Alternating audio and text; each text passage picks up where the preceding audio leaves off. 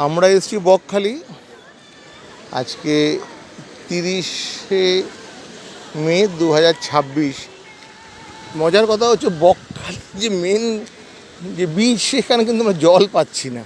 বললো মানে জোয়ারে আসে, অনেকটা জুনপুট বা চাঁদিপুরের মতো হয়ে গেছে। অথচ বকখালির এই পাশটা যে কার্গিল বীচ, এখানে কিন্তু জল, এটাকে সানসেট পয়েন্টও বলা হয় সবসময় থেকে। ওইদিকে জম্মুদ্বীপ, ওই দিকটা একটা জম্মুদ্বীপ, এইখানে কিন্তু সব জল সবসময় থাকে। অথচ এদিকে কিন্তু থাকার হোটেল সেই অর্থে নেই। বেনফিশিয়াল হোটেল অনেকটা দূরে। এইটা হচ্ছে কার্গিল দ্বীপ, কার্গিল বিচ বলে। কেন কার্গিল বিচ আমি জানি না, কিন্তু সাধারণ এখানে লোকাল লোকেরা এটা কার্গিল বিচই বলছে। তো এইখানে কিন্তু জল সবসময় রয়েছে, অথচ বকখালির মেন সমুদ্র তটে জল নেই। অনেকটা হাঁটতে হবে তাহলে জল পাবেন, অথবা যখন জোয়ার আসবে তখন জল পেতে পারেন। কিন্তু কার্গিলের এই যে বিচ বলছে, এইখানে কিন্তু সবসময় জল রয়েছে।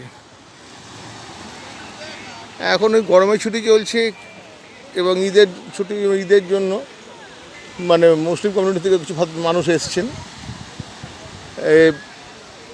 টোটোওয়ালা যে টোটোতে আমরা এসছি